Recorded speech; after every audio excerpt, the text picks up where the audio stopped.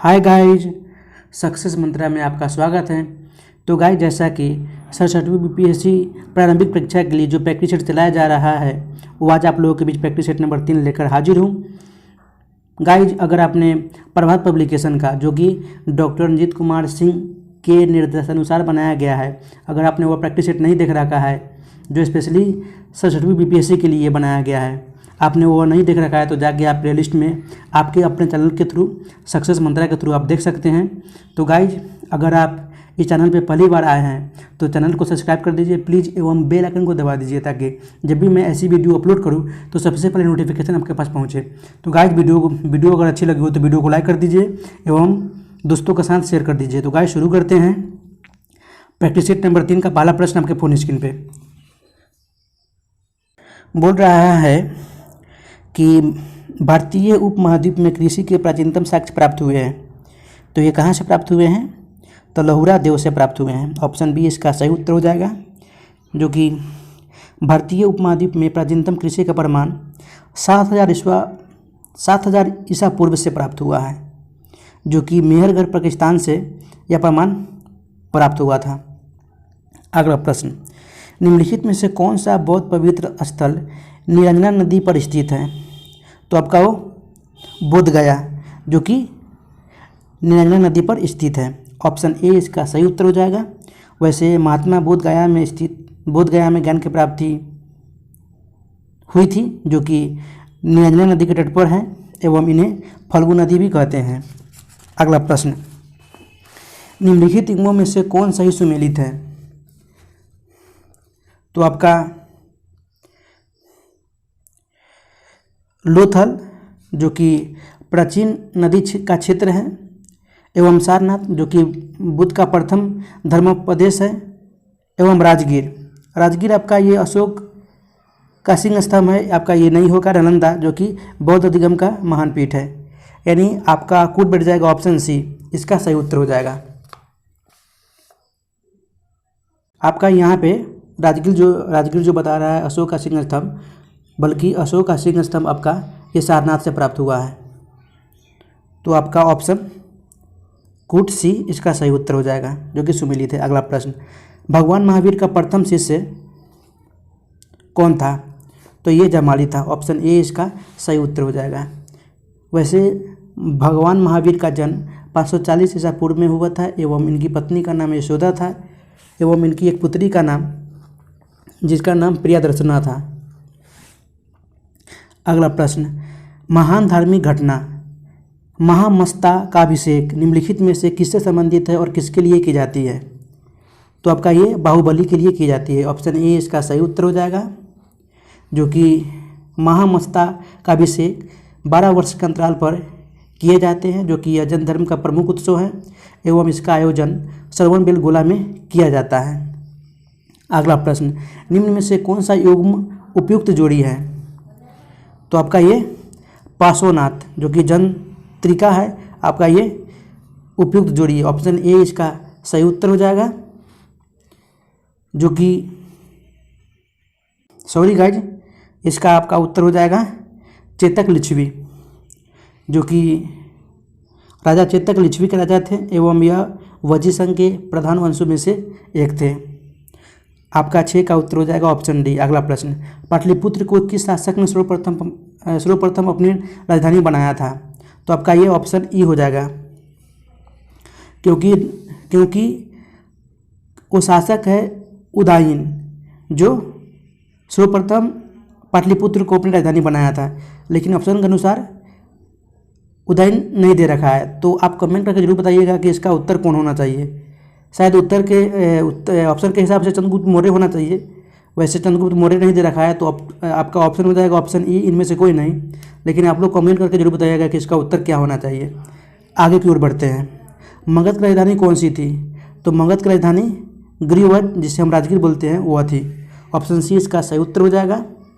वैसे 6ठी सदी ईसा पूर्व में स्थापित 16 महाजनपदों में से मगध का उत्कर्ष हुआ था, जो कि यह सबसे शक्तिशाली महाजनपद के रूप में उभरा एवं भौगोलिक विशेषताओं के साथ साथ प्रभावशाली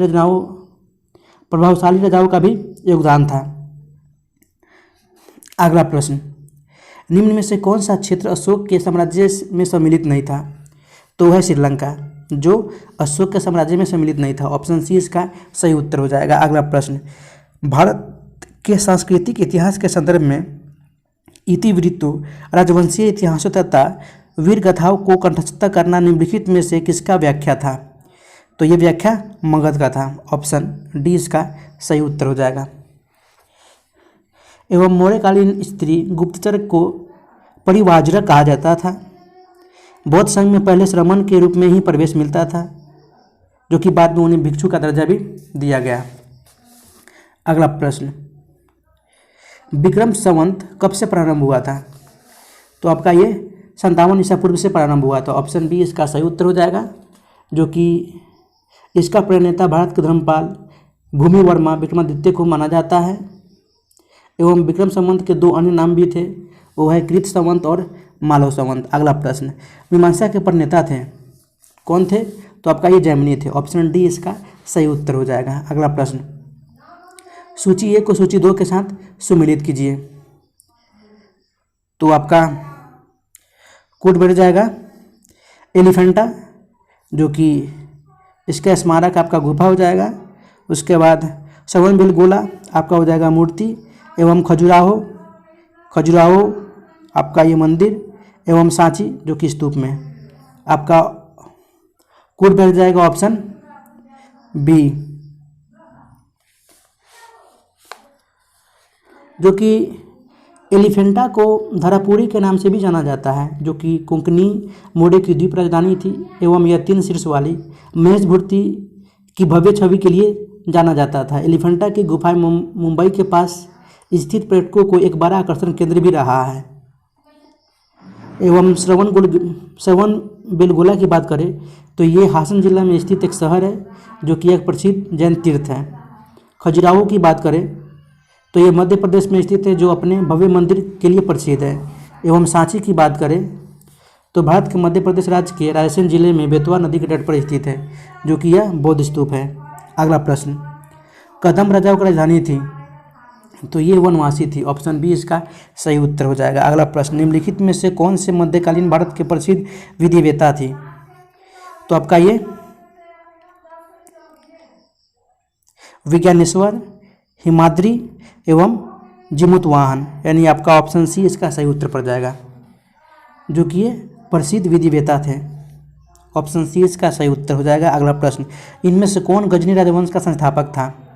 तो ये अल्पतगिन था। ऑप्शन ए इसका सही उत्तर हो जाएगा। अगला प्रश्न, मंगोल आक्रमणकारी चंगेज खां भारत की उत्तर पश्चिम सीमा पर निम्न में से किसके काल में आया था? तो ये इल्तुतमिश के शासनकाल में आया था। ऑप्शन बी इसका सही उत्तर हो जाएगा, जो कि मंगोल मध्य एशिया के स्टेपीज, जिसे हम घास के मैदान बोलते हैं, में रहने वाले जनजातीय लोग थे। इन्होंने इस्लाम धर्म को स्वीकार करने से पहले बौद्ध धर्म स्वीकार किया था और बौद्ध धर्म की समिष्ट शाखा में विश्वास भी करते थे। अगला प्रश्न, अकबर की इच्छानुसार किसने रामायण का फारसी में अनुवाद किया था? तो अब्दुल कादिर बदायूनी ने अनुवाद किया था। ऑप्शन बी इसका सही उत्तर हो जाएगा। अगला प्रश्न, निम्नलिखित बातों में से कौन एक मुगल मनसबदारी व्यवस्था के विषय में सत्य नहीं थे? तो आपका उनका सवार पद जात पद से अधिक हो सकता है, आपका ये विषय सत्य नहीं है। ऑप्शन सी इसका सही उत्तर हो जाएगा। अबुल फजल ने आईने की बड़ी में 66 मनसबों को उल्लेख किया है, किंतु व्यवहार में 33 मनसब ही प्रदान किए गए हैं, इसका उपयोग होता है। अगला प्रश्न, कुंवर सिंह ने किस जिले में सर्वप्रथम अंग्रेजों का तख्ता पलट दिया था? तो ये शाहबाद जिलों में अपना तख्ता पलट दिया था। ऑप्शन बी इसका सही उत्तर हो जाएगा। अगला प्रश्न, 19वीं शताब्दी के दौरान होने वाली वहाबी आंदोलन का मुख्य केंद्र कहाँ था? तो ये पटना था। ऑप्शन बी इसका सही उत्तर हो जाएगा। वहाबी मूलतः इस्लाम का सुधारवादी आंदोलन था, जिसका लक्ष्य था मुस्लिम साम्राज्य को भ्रष्ट धार्मिक और तरीकों से मुक्त करना। अगला प्रश्न, छोटा नागपुर जनजाति विद्रोह कब हुआ था? तो आपका यह 1820 में हुआ था। ऑप्शन बी इसका सही उत्तर हो जाएगा, जो कि यह क्षेत्र छोटा नागपुर क्षेत्र में अंग्रेजों सत्ता के क्रमिक विस्तार का विरोध छोटा नागपुर के कोल जनजातियों ने किया था। एवं यह विद्रोह 1820 ईस्वी में प्रारंभ होकर 1836 ईस्वी तक चलता रहा। जो कि रांची, सिरपुर, हजारीबाग, पलामू और मानभूमि के पश्चिमी क्षेत्रों में फैला हुआ था। अगला प्रश्न, खरवार आदिवासी आंदोलन कब हुआ था? तो आपका ये 1874 में हुआ था। ऑप्शन ए इसका सही उत्तर हो जाएगा। अगला प्रश्न, जो कि निम्न वक्तव्यों पर विचार कीजिए। कथन बोल रहा है ए कि 19वीं सदी के सामाजिक धार्मिक आंदोलन के कारण भारत का आधुनिकीकरण हुआ। जो कि कारण बता रहा है आर, सामाजिक धार्मिक आंदोलनों के मूल में बुद्धिवाद, वैज्ञानिक दृष्टिकोण तथा अन्य ऐसे विचार थे जो आधुनिकता के आधार पर माने जाते हैं। अब बोल रहा है कि निम्न कुछ का सही उत्तर चयन कीजिए। तो आपका बोला जा रहा है कि ए और आर दोनों सही है और आर ए की सही व्याख्या भी कर रहा है। तो आपका ऑप्शन बी सही उत्तर हो जाएगा। अगला प्रश्न, इनमें से किस प्रख्यात समाज सुधारक ने ज्ञानयोग, कर्मयोग तथा राजयोग नामक पुस्तकें लिखी थी? तो लिखा था स्वामी विवेकानंद ने। ऑप्शन ए इसका सही उत्तर हो जाएगा। जो कि मानववादी दृष्टिकोण रखने वाले स्वामी विवेकानंद का जन्म कोलकाता में 1863 ईस्वी में हुआ था एवं इनका बचपन का नाम नरेंद्रनाथ दत्त था। एवं इनकी पुस्तकें भी थी, ग्रंथ भी थी, जो इन्हें मरणोपरांत प्रकाशित की गई थी। अगला प्रश्न, क्रांतिकारियों के एक गुप्त समाज अभिनव भारत का गठन किया था? तो ये वीडी सावरकर ने किया था। ऑप्शन बी इसका सही उत्तर हो जाएगा। जो बोलते हैं विनायक दामोदर सावरकर। और गणेश सावरकर ने 1899 ईस्वी में महाराष्ट्र के नासिक में गुप्त क्रांतिकारी संगठन मित्र मेला का गठन किया था, जो कि यह तत्कालीन अन्य क्रांतिकारी समाज में से एक था जो सशस्त्र विद्रोह के माध्यम से ब्रिटिश शासन को उखाड़ फेंकने में विश्वास रखता था। एवं 1904 ईस्वी में विनायक सावरकर ने इसका नाम बदलकर अभिनव भारत रख दिया। अगला प्रश्न, मुजफ्फर अहमद, एस ए डांगे, शौकत उस्मानी तथा नलिनी गुप्त किस षड्यंत्र के लिए कैद किए गए थे?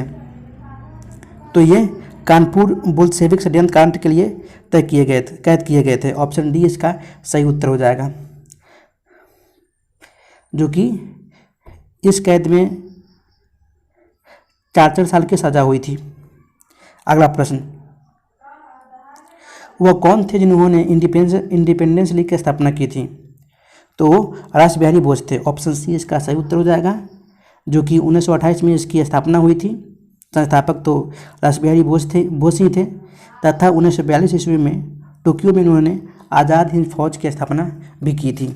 अगला प्रश्न, गांधी के नाम से पहले महात्मा जोड़ा था किसने? तो आपका ये चंपारण सत्याग्रह के दौरान रविन्द्रनाथ टैगोर के ने ही पहली बार गांधी जी को महात्मा बोला था। ऑप्शन ए इसका सही उत्तर हो जाएगा। अगला प्रश्न, चंपारण आंदोलन में कौन संबंधित नहीं था? तो चंपारण आंदोलन में जयप्रकाश नारायण संबंधित नहीं थे। ऑप्शन डी इसका सही उत्तर हो जाएगा। एवं जयप्रकाश नारायण का जन्म 1902 ईस्वी में हुआ था, जो कि यह भारतीय स्वतंत्रता सेनानी और राजनेता थे एवं इन्हें लोकनायक के नाम से भी जानते हैं। अगला प्रश्न, सेंट्रल लेजिस्लेटिव असेंबली का प्रथम भारतीय अध्यक्ष स्पीकर कौन था? तो स्पीकर थे विट्ठल भाई जे पटेल। ऑप्शन बी इसका सही उत्तर हो जाएगा। जो कि यह सरदार वल्लभ भाई पटेल के बड़े भाई थे एवं यह 1917 के बम्बई विधानसभा के लिए चुने गए। भारत सरकार अधिनियम के संबंध में इन्होंने लंदन सम्मेलन 1919 में कांग्रेस के प्रतिनिधि के रूप में नेतृत्व किया था एवं 1925 ईस्वी में सेंट्रल लेजिस्लेटिव असेंबली को प्रथम भारतीय अध्यक्ष भी बने थे। अगला प्रश्न, इनमें से किसने द्वितीय गोलमेज सम्मेलन में भाग नहीं लिया था? तो जवाहरलाल नेहरू ने भाग नहीं लिया था। ऑप्शन डी इसका सही उत्तर हो जाएगा। जो कि द्वितीय गोलमेज सम्मेलन 7 सितंबर 1931 को शुरू हुआ था एवं यह 1 दिसंबर 1931 को समाप्त भी हो गया था। अगला प्रश्न, 1927 की बटलर कमेटी का अध्यक्ष का उद्देश्य क्या था? तो इसका उद्देश्य था भारत सरकार तथा देशी राज्यों के मध्य संबंधों को सुधारना। ऑप्शन डी इसका सही उत्तर हो जाएगा। अगला प्रश्न, 1943 में आज़ाद हिंद फौज अस्तित्व में आई थी। तो आपका ये तत्कालीन मलाओं में आई थी। ऑप्शन डी इसका सही उत्तर हो जाएगा। जो कि 4 जुलाई 1943 को आज़ाद हिंद फौज का नेतृत्व आपका सुभाष चंद्र बोस के द्वारा सिंगापुर में हुआ था। अगला प्रश्न, निम्न में से किसके अंतर्गत भारत में सर्वप्रथम सर्वोच्च न्यायालय की स्थापना हुई थी? तो आपका हो जाएगा रेगुलेटिंग अधिनियम 1773 के तहत। ऑप्शन ए इसका सही उत्तर हो जाएगा। रेगुलेटिंग एक्ट 1773 लॉर्ड नॉर्थ द्वारा पेश किया गया था एवं इस एक्ट के द्वारा ही 1774 में कलकत्ता में ब्रिटिश विधि प्रणाली के अनुसार सुप्रीम कोर्ट की स्थापना भी की गई थी। अगला प्रश्न, निम्नलिखित कथनों पर विचार कीजिए। वारेन हेस्टिंग्स प्रथम गवर्नर जनरल थे जिन्होंने भारत में ब्रिटिश ढांचे पर आधारित एक नियमित पुलिस बल स्थापित किया। रेगुलेटिंग एक्ट 1773 द्वारा कलकत्ता में उच्चतम न्यायालय सुप्रीम कोर्ट स्थापित किया गया एवं भारतीय दंड संहिता वर्ष 1860 ईस्वी में लागू हुई। बोल रहा है कि उपरोक्त कथनों में से कौन सही है? तो आपका रेगुलेटिंग एक्ट 1733 द्वारा कलकत्ता में उच्चतम न्यायालय सुप्रीम कोर्ट की स्थापना हुई, यह भी सही है। भारतीय दंड संहिता वर्ष 1860 में लागू हुआ, ये भी सही है। यानी आपका कोड बढ़ जाएगा ऑप्शन बी 2 और 3 दोनों कथन सत्य हैं। अगला प्रश्न, निम्नलिखित में से किसके पक्षधर नेहरू थे किंतु गांधी जी नहीं थे? तो भारी औद्योगिकरण के पक्षधर नेहरू जी थे, पंडित जवाहरलाल नेहरू जी थे किंतु गांधी जी नहीं थे। गांधी जी मशीनरी के विरुद्ध थे। अगला प्रश्न, भारतीय राष्ट्रीय आंदोलन से संबंधित निम्नलिखित घटनाओं पर विचार कीजिए तथा नीचे दिए गए कूट से घटनाओं का सही कालानुक्रम पता कीजिए। अब बोला जा रहा है कहते कि बीजी तिलक का निधन कब हुआ था? तो इनका निधन हुआ था 1 अगस्त 1920 में। एक अधिनियम के रूप में रॉबर्ट विधेयक का पास होना, तो ये 21 मार्च 1919 को पास हुआ था। एवं जलियांवाला बाग नरसंहार आपका ये 13 अप्रैल 1919 को हुआ था। एवं भारतीय राष्ट्रीय कांग्रेस का अमृत अधिवेशन जो 1919 में हुआ था वो आपका ये 26 से 30 दिसंबर तक चला था। तो सही कालानुक्रम आपका हो जाएगा, पहले आपका इस अधिनियम के रूप में रॉबर्ट विधेयक पास हुआ होना यानी 21 मार्च 1919 को। उसके बाद आपका जलियांवाला बाग नरसंहार, उसके बाद भारतीय राष्ट्रीय कांग्रेस का अमृतसर अधिवेशन, उसके बाद बीजी तिलक का निधन, यानी आपका कोड बढ़ जाएगा ऑप्शन ए। अगला प्रश्न, निम्नलिखित में से कौन सी चट्टान प्रणाली भारत में नवीनतम है? तो गोंडवाना है, ऑप्शन डी इसका सही उत्तर हो जाएगा। अगला प्रश्न, क्षेत्रफल के अनुसार निम्नलिखित राज्यों का सही और क्रम क्या होगा? तो आरोही क्रम आपका हो जाएगा, पहले आपका हो जाएगा मध्य प्रदेश, फिर उत्तर प्रदेश, फिर हो जाएगा आंध्र प्रदेश, उसके बाद हो जाएगा बिहार। यही आपका सही और वही क्रम हो जाएगा, ऑप्शन डी इसका सही उत्तर हो जाएगा। वैसे मध्य प्रदेश का क्षेत्रफल आपका हो जाएगा 3,08,252 किलोमीटर स्क्वायर। छत्तीसगढ़ का हो जाएगा 1,35,192 किलोमीटर वर्ग स्क्वायर।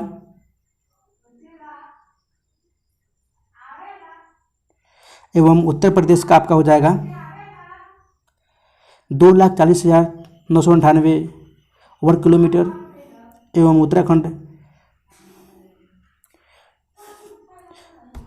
एवं आंध्र प्रदेश का हो जाएगा 1,60,205 वर्ग किलोमीटर। एवं आपका बिहार का हो जाएगा 94,163 वर्ग किलोमीटर। तो गाइज आपका कोड पड़ जाएगा ऑप्शन डी 3412। अगला प्रश्न, त्रिवेणी नहर में किस नदी से पानी आता है? तो त्रिवेणी नहर से गंडक नदी से पानी आता है, ऑप्शन डी इसका सही उत्तर हो जाएगा, जो कि अब बिहार के उत्तरी पश्चिमी क्षेत्र में स्थित पश्चिम चंपारण जिले में सिंचाई करने हेतु बनाई गई है यह नहर। अगला प्रश्न, भारत की निम्न मिट्टियों में से कौन बेसाल्ट लावा के उपक्षय से निर्मित हुई है? तो बेसाल्ट लावा के उपक्षय से निर्मित हुई है वो आपका रेगुर मिट्टी हुई है, ऑप्शन डी इसका सही उत्तर हो जाएगा, जो कि रेगुर मिट्टियों का निर्माण क्रिटेशियस कालीन ददारी ज्वालामुखी बेसाल्टिक लावा के उपक्षय के कारण होता है। एवं इस मिट्टी को काली मिट्टी भी कहते हैं।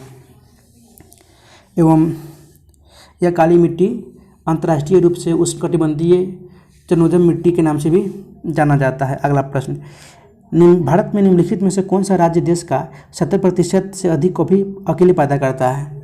तो वह है कर्नाटक। ऑप्शन डी इसका सही उत्तर हो जाएगा, जो कि कर्नाटक 71% भारत का एक ऐसा राज्य है जो कॉफ़ी पैदा करता है, जबकि आपका केरल 21% एवं तमिलनाडु 5% का योगदान रहता है कॉफ़ी उत्पादन में। अगला प्रश्न, निम्न में से कौन एक भारत की सबसे पुरानी तेल शोधक इकाई है? तो आपका है डिगबोई। ऑप्शन बी इसका सही उत्तर हो जाएगा। अगला प्रश्न, भारत की पहली किसान रेल निम्नलिखित किन दो स्टेशनों के बीच 8 अगस्त 2020 को अपनी यात्रा प्रारंभ की थी? तो है देवलाली जो कि महाराष्ट्र और दानापुर जो कि बिहार। ऑप्शन बी इसका सही उत्तर हो जाएगा, जो कि पहली साप्ताहिक किसान रेल जो महाराष्ट्र के देवलाली से बिहार के दानापुर के लिए रवाना किया गया था। अगला प्रश्न, निम्नलिखित में से कौन सा राष्ट्रीय जलमार्ग कोटापुरम तथा कोल्लम को जोड़ता है? तो है केरल तटीय नहर जलमार्ग। ऑप्शन सी इसका सही उत्तर हो जाएगा। अगला प्रश्न, निम्नलिखित को आकार के अनुसार घटते क्रम में लगाइए तथा नीचे दिए गए कूट से सही उत्तर चुनिए। तो आपका कूट बढ़ जाएगा बृहस्पति, शनि, उसके बाद यूरेनस जो कि वरुण, और उसके बाद पृथ्वी, यानी आपका कूट बढ़ जाएगा ऑप्शन सी। वैसे सूर्य से दूरी के अनुसार ग्रहों का क्रम आपका इस प्रकार हो जाएगा: बुध, उसके बाद शुक्र, उसके बाद पृथ्वी, उसके बाद मंगल, बृहस्पति, शनि, उसके बाद अरुण और वरुण। अगला प्रश्न, कर्क रेखा नहीं गुजरती है, तो कर्क रेखा ईरान से नहीं गुजरती है। ऑप्शन सी इसका सही उत्तर हो जाएगा। अगला प्रश्न, और 30वीं समानांतर सीमा रेखा निम्नलिखित में से किन दो देशों को विभाजित करती है? तो आपका उत्तर कोरिया और दक्षिण कोरिया को विभाजित करती है। ऑप्शन डी इसका सही उत्तर हो जाएगा, जो कि उत्तरी अक्षांश सीमा रेखा कहते हैं। अगला प्रश्न, निम्नलिखित में से कौन सी एशिया से संबंधित नहीं है? तो आपका नाइजर एशिया से संबंधित नहीं है। ऑप्शन सी इसका सही उत्तर हो जाएगा, जो कि नाइजर का संबंध अफ्रीका महाद्वीप से है एवं यह नदी 4180 किलोमीटर की दूरी पर तय करने के बाद अटलांटिक महासागर में गिरती है। अगला प्रश्न, निम्नलिखित कथनों पर विचार कीजिए। विश्व की सर्वाधिक प्रवाल भित्तियाँ उष्णकटिबंधीय महासागरीय जलों में मिलती है। विश्व की 1/3 से अधिक प्रवाल भित्तियाँ ऑस्ट्रेलिया, इंडोनेशिया और फिलीपींस के राज्य क्षेत्रों में स्थित है। उष्णकटिबंधीय वर्षा वनों की अपेक्षा प्रवाल भित्तियाँ कहीं अधिक संख्या में जंतु संघों को पोषण करती है। बोल रहा है कि उपरोक्त कथनों में से कौन सही है? तो आपका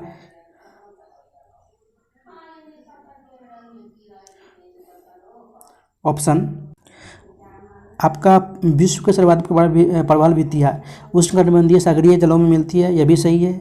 विश्व की 1/3 से अधिक प्रवाल भित्तियाँ ऑस्ट्रेलिया, इंडोनेशिया और फिलीपींस के राज्य क्षेत्रों में स्थित है, बिल्कुल सही है। एवं उष्णकटिबंधीय वर्षा वनों की अपेक्षा प्रवाल भित्तियाँ कहीं अधिक संख्या में जंतु संघों का पोषण करती है, ये भी सही है, यानी आपका ऑप्शन कोड सी बढ़ जाएगा सही उत्तर। अगला प्रश्न, संयुक्त राज्य अमेरिका के मध्य मैदानों पर चिनूक हवाओं का क्या प्रभाव पड़ता है? तो ये जाड़े का तापमान बढ़ जाता है। ऑप्शन ए इसका सही उत्तर हो जाएगा। अगला प्रश्न, तुंगिया कृषि यहाँ कहाँ की जाती है? वह कौन सा देश है? तो है म्यांमार। ऑप्शन ए इसका सही उत्तर हो जाएगा। यहाँ से आपका मैथ का प्रश्न शुरू होता है, तो आप लोग सोल्व कर लीजिएगा। वैसे अगर आपको दिक्कत किसी तरह से हो रहा है तो आप जाके प्ले लिस्ट में आप देख सकते हैं, जो कि मैंने 28 से 30 प्रश्न को सॉल्व कर रखा है बहुत अच्छी बढ़िया तरीक़ा से। तो शुरू करते हैं, जो कि आप देख लीजिए फिगर इसका। बोल रहा है कि सी पी और क्यू एक ब्रह्मा बिंदु सी से ओ केंद्र वाले वृत्त के स्पर्श रेखाएं हैं। ए बी एक दूसरी स्पर्श रेखा है जो वृत्त को आर्क पर स्पर्श करती है। अगर सी पी 11 सेंटीमीटर और बी 4 सेंटीमीटर हो तो बी सी की लंबाई ज्ञात करें। देख लीजिए आप, तो इसका आपका उत्तर हो जाएगा 7 सेंटीमीटर। अगला प्रश्न x और y के लिए हल करें, तो इसका आपका उत्तर हो जाएगा x = a + b, y = -2ab बटा a + b। अगला प्रश्न, निम्नलिखित में से सबसे छोटा कौन है? तो आपका 53/18 है। अगर 2 cos square theta minus n square theta equal to 1 है तो थीटा का न्यूनतम मान क्या होगा? तो ये 30 डिग्री होगा। अगला प्रश्न,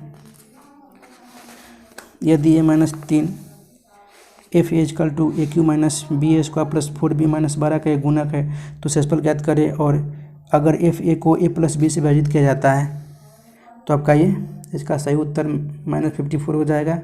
अगला प्रश्न, अगर 3 इक्वल टू 3√3x बराबर 5 के पावर 1/4 और 4√5 के पावर y इक्वल टू √3 तो 2x बराबर क्या होगा? तो आपका ये 3 हो जाएगा। अगला प्रश्न, प्रवेश शुल्क 25% कम करने पर किसी सर्कस में दर्शकों की संख्या 30% अधिक हो जाती है। सर्कस में प्रवेश शुल्क द्वारा प्रतिशत कमी वृद्धि ज्ञात करें। तो ये 2.5% की वृद्धि 5% की कमी आ जाएगी। अगला प्रश्न, किसी राशि का साधारण ब्याज 5 वर्ष में उसके मिश्रण का 2/5 गुना है, ब्याज दर क्या होगा? तो ये 13.1/3% हो जाएगा। अगला प्रश्न, त्रिभुज का क्षेत्रफल ज्ञात करें जिसके शीर्ष t(-2), t+2, t-2 और 2+3t है। तो ये कितना यूनिट स्क्वायर होगा?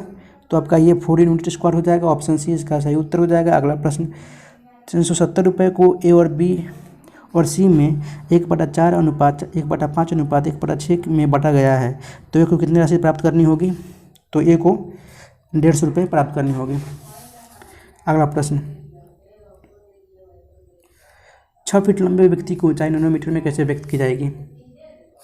तो ये नैनोमीटर मीट्रिक प्रणाली में एक लंबाई की इकाई जो कि 1 मीटर के 10 के पावर -9 के बराबर होता है। तो बोल रहा है 6 फीट लंबे तो 183 × 10⁻⁷ नैनोमीटर, यानी आपका सी सही उत्तर हो जाएगा। निम्नलिखित संयंत्रों में से किसका उपयोग अत्यधिक उच्च तापमान को मापने में किया जाता है? तो ये पैरामीटर को किया जाता है। ऑप्शन ए इसका सही उत्तर हो जाएगा। अगला प्रश्न, एक व्यक्ति एक संवेदनशील तराजू पर खड़ा है, यदि वह गहरी सांस अंदर लेता है तो तराजू की रीडिंग क्या होगा? तो ये रीडिंग घटेगी अत्यधिक सांस लेने से, अंतर की ओर सांस लेने से। ऑप्शन बी इसका सही उत्तर हो जाएगा। अगला प्रश्न, किसी लिफ्ट में बैठे हुए व्यक्ति को अपना भार कब अधिक मालूम पड़ता है? तो जब लिफ्ट त्वरित गति में ऊपर जा रही हो। अगला प्रश्न, इसका सही उत्तर ऑप्शन ए हो जाएगा। अगला प्रश्न, साबुन के पतले झाग में चमकदार रंगों का बनना किस परिघटना का परिणाम है? तो ये बहुलिक परावर्तन और व्यक्तिकरण का परिणाम है। ऑप्शन ए इसका सही उत्तर हो जाएगा। अगला प्रश्न, केल्विन मान से मानव शरीर का सामान्य ताप कितना होगा? तो आपका ये 310 हो जाएगा। ऑप्शन डी इसका सही उत्तर हो जाएगा। अगला प्रश्न, विद्युत उपकरणों में अर्थ का उपयोग होता है तो आपका ये सुरक्षा के लिए इसका उपयोग किया जाता है। ऑप्शन सी इसका सही उत्तर हो जाएगा। अगला प्रश्न, किसी एसी जनित्र तथा डीसी जनित्र में एक मूलभूत अंतर है कि? तो मूलभूत अंतर आपका एसी जनित्र में सर्पी वलय होते हैं जबकि डीसी जनित्र में दीर्घ परिवर्तक होता है, यानी ऑप्शन बी इसका सही उत्तर हो जाएगा। अगला प्रश्न, ब्लूटूथ तथा वाईफाई के बीच क्या अंतर है? तो इनके अंतर है, ब्लूटूथ 2.4 गीगाहर्ट्ज रेडियो आवृत्ति पर प्रयुक्त करता है जबकि वाईफाई 2.4 गीगाहर्ट्ज अथवा 5 गीगाहर्ट्ज आवृत्ति पर प्रयुक्त कर सकता है, यानी ऑप्शन ए इसका सही उत्तर हो जाएगा। अगला प्रश्न, विश्व की विशालतम दूरबीन कौन सी है? तो है तियानयान। ऑप्शन बी इसका सही उत्तर हो जाएगा। आणविक संरचना के बारे में निम्नलिखित में से कौन सा कथन सही है? तो कथन है, प्रोटॉन तथा न्यूट्रॉन न्यूक्लियस में होते हैं तथा इलेक्ट्रॉन न्यूक्लियस के इर्द गिर्द चक्कर लगाते हैं, यानी ऑप्शन सी इसका सही उत्तर हो जाएगा। अगला प्रश्न, निम्नलिखित में से कौन सा एक अम्लीय विलयन का संभव पीएच मान है? तो है 6। ऑप्शन ए इसका सही उत्तर हो जाएगा। अगला प्रश्न, मिश्र धातु में किस पदार्थ के संयोग से निष्कलंक इस्पात स्टेनलेस स्टील अचुंबकीय हो जाता है? तो है निकेल। ऑप्शन सी इसका सही उत्तर हो जाएगा। अगला प्रश्न, ट्यूबलाइट में निम्न दाब पर कौन सी गैस भरी जाती है? तो गैस नियोन और पारद वाष्प गैस भरी जाती है। ऑप्शन बी इसका सही उत्तर हो जाएगा। अगला प्रश्न, स्वर्ण कारों द्वारा प्रयोग में आने वाला एक्वा निम्नलिखित को मिलाकर बनाया जाता है। तो ये नाइट्रिक अम्ल तथा हाइड्रोक्लोरिक अम्ल के बनाकर मिलाया जाता है। ऑप्शन बी इसका सही उत्तर हो जाएगा। अगला प्रश्न, शक्कर के किण्वन से क्या बनता है? तो ये इथाइल अल्कोहल बनता है। ऑप्शन ए इसका सही उत्तर हो जाएगा। अगला प्रश्न, आरडीएक्स आविष्कृत हुआ है किनके द्वारा? तो ये हैनिंग के द्वारा। ऑप्शन डी इसका सही उत्तर हो जाएगा, जो कि यह ऊष्मा 1510 किलो कैलोरी की होती है। एवं आरडीएक्स में एल्युमिनियम चूर्ण मिलाने पर C4 विस्फोटक प्राप्त होता है। अगला प्रश्न, दूध उदाहरण है तो आपका ये इमल्शन यानी पायस का। ऑप्शन सी इसका सही उत्तर हो जाएगा। अगला प्रश्न, निम्न में से किसका उपयोग यूरिया उर्वरक के उत्पादन में किया जाता है? तो आपका ये कार्बन डाइऑक्साइड का उपयोग किया जाता है। ऑप्शन ए इसका सही उत्तर हो जाएगा। अगला प्रश्न, मीथेन हाइड्रेट के निक्षेपों के बारे में निम्नलिखित में से कौन सा कथन सही है? तो आपका बढ़ जाएगा कथन कि भूमंडलीय तापन के कारण इन निक्षेपों में गैस का निर्मुक्त होना प्रेरित हो सकता है। सही है। मीथेन हाइड्रेट को विशाल निक्षेप उत्तर ध्रुवीय टुंड्रा में तथा समुद्री अधःस्थल के नीचे पाए जाते हैं। बिल्कुल सही है। वायुमंडल के अंदर मीथेन या 1 या 2 दशक के बाद कार्बन डाइऑक्साइड में ऑक्सीकृत हो जाती है, यानी ये भी सही है। यानी आपका कुल बढ़ जाएगा ऑप्शन ए 1 2 3 इसका सही उत्तर हो जाएगा। अगला प्रश्न, अस्थियों का अध्ययन विज्ञान की किस शाखा के अंतर्गत किया जाता है? तो आपका ये ऑस्टियोलॉजी के शाखा के अंतर्गत किया जाता है। ऑप्शन ए इसका सही उत्तर हो जाएगा। एवं ऑरोलॉजी पर्वतों के अध्ययन में इसका उपयोग किया जाता है। एवं रुधिर एवं सीरम का अध्ययन में सीरोलॉजी का प्रयोग किया जाता है। एवं पृथ्वी की आंतरिक संरचना की शाखा के अंतर्गत आपका जियोलॉजी का अध्ययन किया जाता है। अगला प्रश्न, मच्छरों के बारे में निम्नलिखित कथनों पर विचार कीजिए। तो आपका केवल मादा रक्त चूसती है। बिल्कुल सही है। मादा पौधों का रस चूसती है? नहीं। मादा की अपेक्षा नर के डैने बड़े होते हैं? नहीं। एवं नर के अपेक्षा मादा के डैने बड़े होते हैं? यह भी सही है। यानी आपका कुल बढ़ जाएगा ऑप्शन डी, ए और डी सही है। अगला प्रश्न, निम्नलिखित में से कौन सुमेलित नहीं है? तो आपका एजोटोबैक्टर जो कि जैव कीटनाशी है, आपका ये सही सुमेलित नहीं है। ऑप्शन डी इसका सही उत्तर हो जाएगा, जो कि एक्टोबैक्टर एक जीवाणु है जो स्वतंत्र रूप से रहकर नाइट्रोजन युगीकरण का कार्य करता है। अगला प्रश्न, एक मनुष्य दुर्घटनाग्रस्त हो जाता है और उसे रक्तदान की आवश्यकता होती है, किंतु उसे रक्त समूह का परीक्षण करने का समय नहीं है। निम्नलिखित में से कौन सा रक्त समूह उसे दिया जा सकता है? तो उसे ओ नेगेटिव दिया जा सकता है। ऑप्शन बी इसका सही उत्तर हो जाएगा। अगला प्रश्न, जीवधारियों को कम से कम 27 तत्वों की आवश्यकता होती है, जिनमें से 12 धातुएं हैं। इनमें जो प्रभुत मात्रा में आवश्यकता होती है वे कौन सी हैं? तो आपका हो जाएगा, इसका सही उत्तर हो जाएगा पोटेशियम, सोडियम, मैग्नीशियम और कैल्शियम, यानी ऑप्शन सी इसका सही उत्तर हो जाएगा। अगला प्रश्न, बासमती चावल के दाने पकाने पर लंबे हो जाते हैं क्योंकि उसमें बहुमूल्य हैं। तो उसमें एमाइलेज होते हैं। ऑप्शन बी इसका सही उत्तर हो जाएगा। अगला प्रश्न, जब चींटियां काटती है तो वे अंतःक्षेपित करती है। तो इसका सही उत्तर हो जाएगा फॉर्मिक अम्ल। ऑप्शन सी इसका सही उत्तर हो जाएगा, जो कि काटने से इसमें फॉर्मिक अम्ल पाया जाता है, जिसका सूत्र होता है CH2O2। अगला प्रश्न, फेनिल कीटोन में उपापचय की जन्मजात मूल का एक उदाहरण है। इस मूल से निर्देश है। तो इसका सही उत्तर हो जाएगा एंजाइम के वंशागत अभाव का। ऑप्शन सी इसका सही उत्तर हो जाएगा, जो कि एक एंजाइम के वंशानुगत अभाव के कारण होता है। अगला प्रश्न, ब्लू बेबी नामक प्रदूषण कारित बीमारी पाने वाले जल में निम्न में से किसके अधिक विद्यमान होने के कारण होती है? तो ये नाइट्रेट के अधिक विद्यमान के कारण होती है। ऑप्शन सी इसका सही उत्तर हो जाएगा। अगला प्रश्न, जब वे आवर्धन से तात्पर्य है तो ये उत्तरोत्तर पोषण स्तरों के जीवों में पीड़कनाशियों की मात्रा का बढ़ना। ऑप्शन बी इसका सही उत्तर हो जाएगा। अगला प्रश्न, संविधान निर्मात्री परिषद की झंडा समिति के अध्यक्ष कौन थे? तो ये डॉक्टर राजेंद्र प्रसाद थे। ऑप्शन बी इसका सही उत्तर हो जाएगा, जो कि संविधान निर्मात्री परिषद द्वारा 23 जून 1947 को ये झंडा समिति का गठन किया गया था, जिसके अध्यक्ष थे डॉक्टर राजेंद्र प्रसाद एवं इसके अन्य सदस्य भी थे।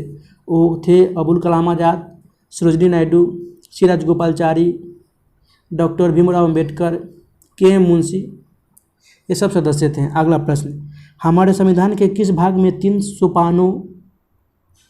सोपानों में पंचायतें बनाने की परिकल्पना की गई है? तो ये भाग 9 में। ऑप्शन ए इसका सही उत्तर हो जाएगा, जो कि यह 73वां संविधान संशोधन द्वारा अंतःस्थापित किया गया था। अगला प्रश्न, निम्नलिखित में से कौन एक भारतीय संविधान के उद्देश्यों को प्रतिबिंबित करता है? तो आपका ये संविधान की प्रस्तावना प्रतिबिंबित करता है भारतीय संविधान के उद्देश्यों को। ऑप्शन बी इसका सही उत्तर हो जाएगा।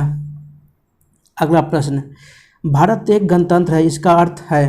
तो इसका अर्थ है कि भारत में वंशानुगत शासन नहीं है। ऑप्शन सी इसका सही उत्तर हो जाएगा। अगला प्रश्न,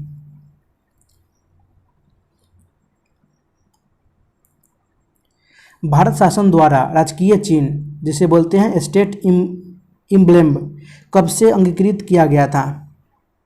तो ये 26 जनवरी 1950 से अंगीकृत किया गया था, अडोप्ट किया गया था। ऑप्शन डी इसका सही उत्तर हो जाएगा। अगला प्रश्न, भारतीय संविधान के कौन से अनुच्छेद नागरिकता से संबंधित है? तो ये अनुच्छेद है अनुच्छेद 5 से 11 में इसका प्रावधान दिया गया है नागरिकता संबंधी से। अगला प्रश्न, भारतीय संविधान में संशोधन करके शिक्षा का अधिकार कब जोड़ा गया था? तो ये 1 अप्रैल 2010 को जोड़ा गया था, जो कि 66वें संविधान संशोधन 2002 को भारतीय संविधान के भाग 3 में अनुच्छेद 21 के ए में जोड़ा गया था कि 6 से 14 वर्ष तक के सभी बच्चों को निःशुल्क एवं अनिवार्य शिक्षा का प्रावधान किया गया एवं यह 1 अप्रैल 2010 से संपूर्ण देश में लागू किया गया था। अगला प्रश्न, निम्नलिखित में से कौन सा भारत के राष्ट्रपति के निर्वाचन का तो भाग है परंतु उसके महाभियोग अधिकरण का भाग नहीं है? तो ये राज्यों की विधानसभाओं का भाग नहीं है। ऑप्शन डी इसका सही उत्तर हो जाएगा, जो कि संविधान का अनुच्छेद 61 के अनुसार राष्ट्रपति पर महाभियोग का आरोप संसद के किसी भी सदन द्वारा लगाया जा सकता है एवं राज्यों की विधानसभा महाभियोग अधिकरण का भाग नहीं है। अगला प्रश्न, भारत के संविधान के किस अनुच्छेद के अधीन भारत के राष्ट्रपति को अध्यादेश जारी करने की शक्ति प्राप्त है? तो यह अनुच्छेद 123 के तहत राष्ट्रपति को अध्यादेश जारी करने की शक्ति प्राप्त है। ऑप्शन डी इसका सही उत्तर हो जाएगा एवं इसका प्रावधान संसद के अनुच्छेद 123 में तो दिया ही गया है एवं राष्ट्रपति संसद के 17 वर्षांत की अवधि में अध्यादेश जारी कर सकता है एवं इसके अध्यादेश की आयु 6 महीने 6 सप्ताह होती है। अगला प्रश्न, संविधान में मंत्रिमंडल शब्द का एक ही बार प्रयोग हुआ है और वह अनुच्छेद कितने में है? तो अनुच्छेद 352 में है। ऑप्शन ए इसका सही उत्तर हो जाएगा, जो कि 352 के 3 में यह प्रावधान किया गया है कि राष्ट्रपति आपातकाल की उद्घोषणा तभी कर सकेगा जब संघ का मंत्रिमंडल उसे लिखित रूप से करने को सूचित करेगा। अगला प्रश्न, एक एमपी की सीट को रिक्त घोषित किया जा सकता है यदि वह सदस्य लगातार की अवधि के लिए अनुपस्थित रहता है। तो 2 माह तक अगर वंचित रहता है, अनुपस्थित रहता है, तो उसे रिक्त घोषित किया जा सकता है। ऑप्शन बी इसका सही उत्तर हो जाएगा। अगला प्रश्न, राज्यसभा का सर्वप्रथम गठन किस वर्ष में हुआ था? तो ये 1952 में हुआ था। ऑप्शन सी इसका सही उत्तर हो जाएगा, जो कि 3 अप्रैल 1952 को गठन हुआ था एवं पहली बैठक 3 मई 1952 में हुई थी। अगला प्रश्न, भारतीय संसद की लोक लेखा समिति के अध्यक्ष को कौन मनोनीत करता है? तो आपका ये लोकसभा का अध्यक्ष करता है। ऑप्शन ए इसका सही उत्तर हो जाएगा। अगला प्रश्न, उच्चतम न्यायालय द्वारा आज तक की दूसरी सबसे बड़ी खंडपीठ किस केस में बनी है? तो आपका ये गोलकनाथ केस में बनी है। ऑप्शन ए इसका सही उत्तर हो जाएगा। अगला प्रश्न, राज्यों में विधान परिषद के सृजन हेतु संविधान के किस अनुच्छेद में वर्णित प्रक्रिया को अपनाया जाता है? तो ये अनुच्छेद 169 में वर्णित प्रक्रिया को अपनाया जाता है। अगला प्रश्न, निम्न में से कौन सा कर अप्रत्यक्ष कर है? तो आपका बिक्री कर अप्रत्यक्ष कर है।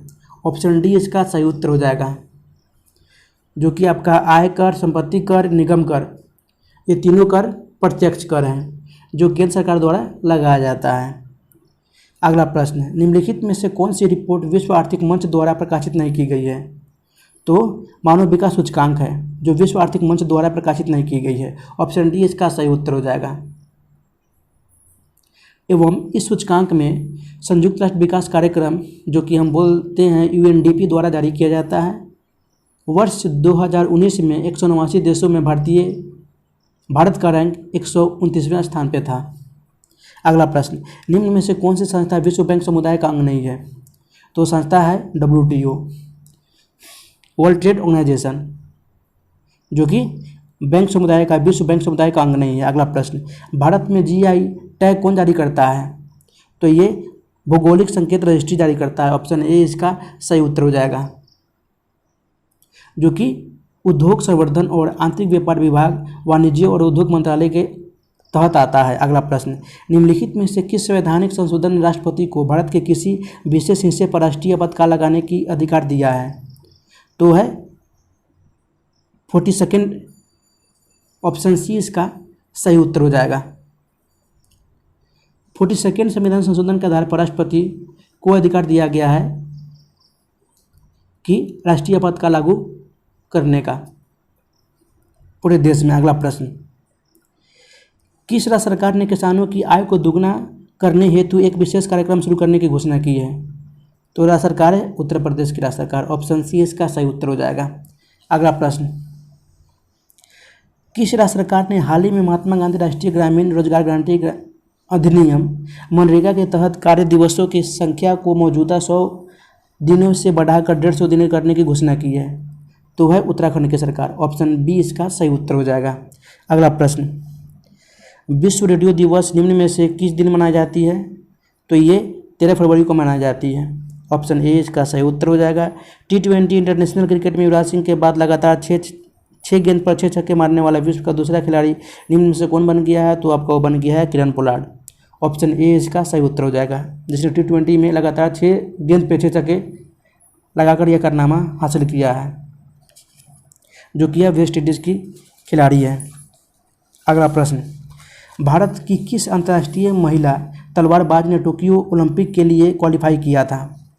तो भवानी देवी ने क्वालिफाई किया था। ऑप्शन बी इसका सही उत्तर हो जाएगा, जो कि टोक्यो ओलंपिक 23 जुलाई से 8 अगस्त तक चला था। अगला प्रश्न, हाल ही में किस मशहूर मराठी लेखक को सरस्वती सम्मान 2020 मिला है? तो है शरण कुमार लिम्बाले को।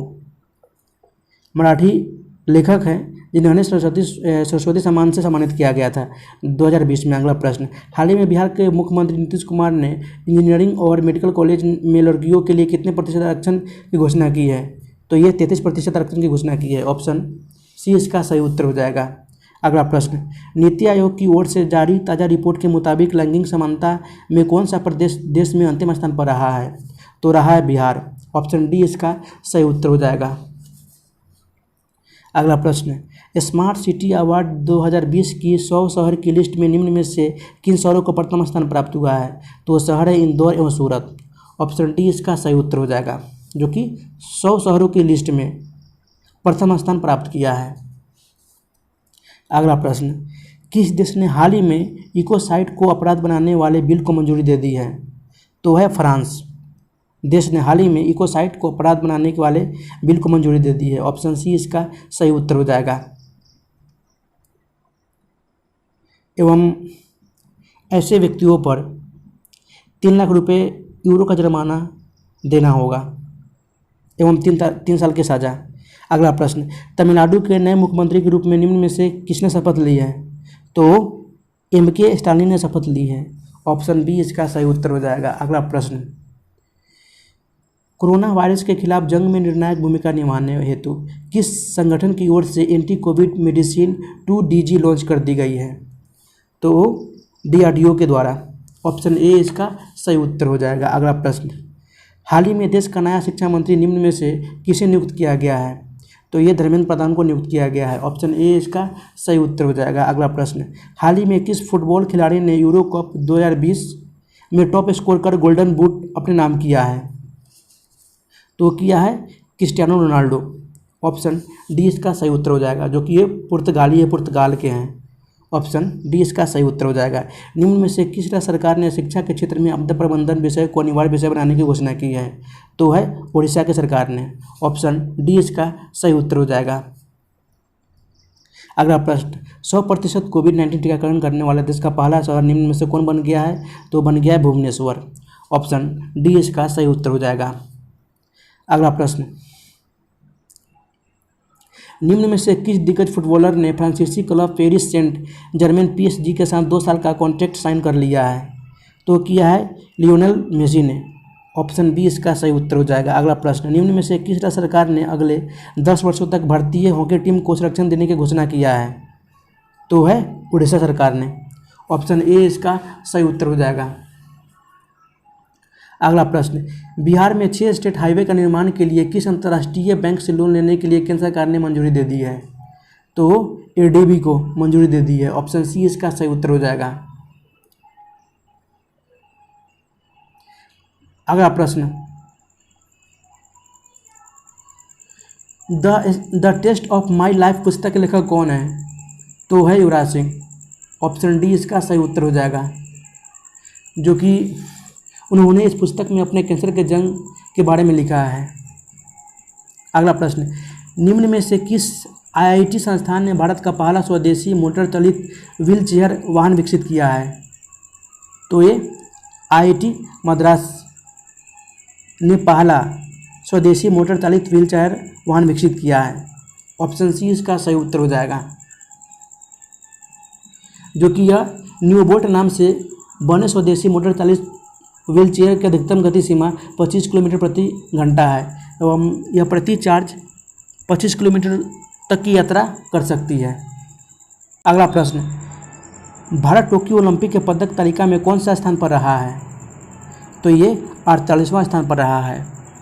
ऑप्शन सी इसका सही उत्तर हो जाएगा, क्योंकि कुल 7 पदक जीतकर भारत 48वां स्थान पे है, जिसमें स्वर्ण पदक 1, 2 रजत और 4 कांस्य पदक। अगला प्रश्न, बिहार और उड़ीसा को बंगाल से कब अलग किया गया था? तो ये 1912 में किया गया था। ऑप्शन सी इसका सही उत्तर हो जाएगा।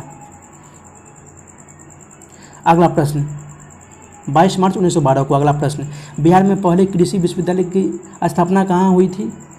तो ये समस्तीपुर में हुई थी। ऑप्शन डी इसका सही उत्तर हो जाएगा, जो कि यह स्थापना 1905 में हुई थी। उस समय गवर्नर जनरल लॉर्ड कर्जन थे, उन्हीं के द्वारा ये स्थापना की गई थी। अगला प्रश्न, निम्नलिखित में से किसे शहरी स्थानीय सरकारी निकायों में शामिल किया जा सकता है? तो इसका सही उत्तर हो जाएगा ऑप्शन ई 1 से अधिक। प्रदूषण नियंत्रण बोर्ड के द्वारा, टाउनशिप द्वारा, UDA द्वारा एवं पोस्ट ट्रस्ट के द्वारा शहरी स्थानीय सरकारी निकायों में शामिल किया जा सकता है। अगला प्रश्न, जिस दिन राष्ट्रपति वित्तीय आपातकाल की घोषणा करता है उसके देश के अंदर ही इसको संसद के दोनों सदनों द्वारा अनुमोदित किया जाना चाहिए? तो ये 2 माह के अंदर संसद के दोनों सदनों द्वारा अनुमोदित किया जाना चाहिए। ऑप्शन ए इसका सही उत्तर हो जाएगा। अगला प्रश्न, हाल ही में 2021 में घोषित साहित्य अकादमी पुरस्कार 2020 में बिहार से संबंध रखने वाले कितने विभूतियों को पुरस्कार मिला है? तो ये कुल 3 विभूतियों को पुरस्कार मिला है। ऑप्शन सी इसका सही उत्तर हो जाएगा, जो कि 3 साहित्यकार में आपका डॉक्टर अनामिका को हिंदी में एवं कमलकांत झा को मैथिली में एवं हुसैन उल हक को उर्दू का साहित्य अकादमी पुरस्कार से सम्मानित किया गया था। अगला प्रश्न, बिहार सरकार पर्यटन हेतु केसरिया बौद्ध स्तूप को विकसित करने का निर्णय लिया है। यह स्तूप कहाँ है? तो ये पूर्वी चंपारण में है। ऑप्शन सी इसका सही उत्तर हो जाएगा, जो कि यह सम्राट अशोक द्वारा निर्मित इस स्तूप को विश्व के सबसे बड़े स्तूपों में से एक के रूप में गिना जाता है। अगला प्रश्न, बेंगलुरु में मेट्रो रेल नेटवर्क के विस्तार के लिए भारत ने किस संगठन के साथ $500 मिलियन के ऋण समझौते पर हस्ताक्षर किया है? तो किया है एडीबी ने। ऑप्शन डी इसका सही उत्तर हो जाएगा। लगभग $500 मिलियन के ऋण समझौते पर हस्ताक्षर किया है, जो कि 56 किलोमीटर की 2 नई मेट्रो लाइनों का निर्माण के साथ बेंगलुरु में मेट्रो रेल नेटवर्क को विस्तारित किया जाएगा। अगला प्रश्न, राष्ट्रीय उपभोक्ता अधिकार दिवस निम्न में से किस दिन मनाया जाता है? तो ये 24 दिसंबर को मनाया जाता है। ऑप्शन बी इसका सही उत्तर हो जाएगा। वर्ष 2020-21 में बिहार सरकार की संचित निधि से सर्वाधिक व्यय निम्न में से किस पर हुई है? तो आपका यह सामाजिक सेवा पर हुई है। ऑप्शन बी इसका सही उत्तर हो जाएगा, जो कि 19-20 के आंकड़ों के अनुसार सर्वाधिक खर्च 79,187 करोड़ रुपए सामाजिक सेवा पर खर्च किया गया है, जबकि सामान्य सेवा पर आपका 51,954 एवं आर्थिक सेवा पर 33,604 रुपये खर्च किया गया है। अगला प्रश्न, बिहार में सर्वाधिक शाखा किस बैंक की है? तो आपका ये भारतीय स्टेट बैंक की शाखा है। ऑप्शन डी इसका सही उत्तर हो जाएगा, एसबीआई के। अगला प्रश्न, नवंबर 2020 में पिछले नवंबर 2019 की तुलना में बिहार में उपभोक्ता मूल्य सूचकांक में कितने प्रतिशत की वृद्धि देखी जा सकती है? तो ये 9.80% की वृद्धि देखी जा सकती है। ऑप्शन बी इसका सही उत्तर हो जाएगा, 2020 की तुलना में, सॉरी गाइस, 2019 की तुलना में 2020 में। अगला प्रश्न, सड़क दुर्घटना के मामले में बिहार का देश कौन सा स्थान रहा है? तो ये 15वां स्थान रहा है सड़क दुर्घटना में। ऑप्शन सी इसका सही उत्तर हो जाएगा। अगला प्रश्न, गंगा के दक्षिणी मैदान में निम्नलिखित में से कौन सी नदी प्रभावित नहीं होती? तो आपका ये बागमती नदी प्रभावित नहीं होती। ऑप्शन सी इसका सही उत्तर हो जाएगा। अगला प्रश्न, कोसी नदी बिहार के किस स्थान से प्रवेश करती है? तो कोसी नदी भीमनगर से प्रवेश करती है। ऑप्शन डी इसका सही उत्तर हो जाएगा, जो कि कोसी नदी अपने मार्ग बदलने के लिए कुख्यात है, जिसे बिहार का शोक भी कहा जाता है। अगला प्रश्न, जो कि इस सेट का लास्ट प्रश्न है, स्वतंत्रता प्राप्ति के समय बिहार का राज्यपाल निम्न में से कौन था? तो ये थे जयराम दास दौलतराम। ऑप्शन सी इसका सही उत्तर हो जाएगा। तो गाइज, इस वीडियो के साथ शुरू से लेकर अंत तक बने रहने के लिए आपको बहुत बहुत धन्यवाद। गाइज, कमेंट करके जरूर बताइएगा कि आपने कितना स्कोर किया है एवं यह प्रैक्टिस सेट कैसा लगा है। तो गाइज, फिर मिलते हैं नेक्स्ट वीडियो में, तब तक के लिए गुड बाय, जय हिंद।